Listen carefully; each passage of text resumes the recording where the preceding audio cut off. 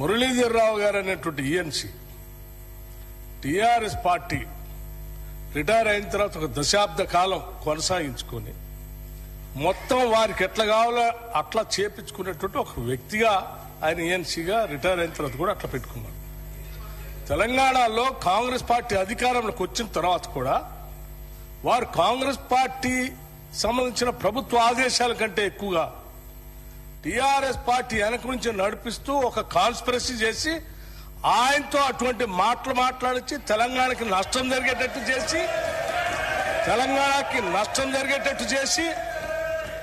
తెలంగాణ కోసం పోరాటం చేస్తూ నీళ్ల కోసం పోరాటం చేస్తూ కేఆర్ఎంబికి ఎట్టి పరిస్థితుల్లో మా ప్రాజెక్టులు ఒప్పజెప్పమని మా ముఖ్యమంత్రి మా నీటిపారుదల శాఖ మంత్రి ఇద్దరు ఒక స్టాండ్ తీసుకొని గట్టిగా రాష్ట్రం కోసం పోరాటం చేస్తా ఉంటే మీ ఏజెంట్ మీ కాన్స్పిరసీతో అది మాట్లాడించి దాన్ని తీసుకొచ్చి మళ్ళీ సభలో చూపించి ఇవన్నీ చేస్తా ఉన్నారు. మాకు తెలిసిన తర్వాతనే వారి తట్ట బుట్ట అంతా సరిది ఇంటికి పంపించాం. ఇది నేను తీసుకునే స్టాండ్. ఇంకా చాలా మంది ఉన్నారు మీ ఏజెంట్లు. ఆ ఏజెంట్ల సంగతి కూడా ఒకళ్ళ తర్వాత ఒకళ్ళు అన్ని బయటికి తీసి ఈ రాష్ట్రానికి ఎంత నష్టం చేస్తున్నారో ఆ నష్టాన్ని అంతా కూడా ప్రజలు చెప్పి తీసుకోవాల్సిన చర్యలన్నీ తీసుకుంటాం.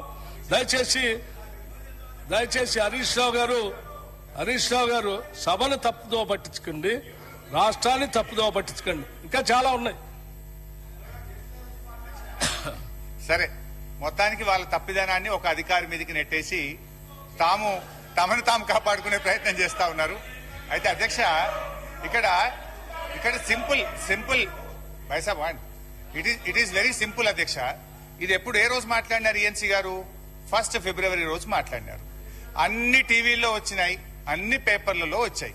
దాని వెంటనే ఒకవేళ తప్పయి ఉంటే 2వ తారీఖు మినిస్టర్ గారో ఇరిగేషన్ సెక్రటరీ గారో ఈఎన్సీ మాట్లాడిన తప్పు అని ఖండించాలి కదా, ఒక రిజైండర్ రావాలి కదా. రాలేదు. ఇవాళ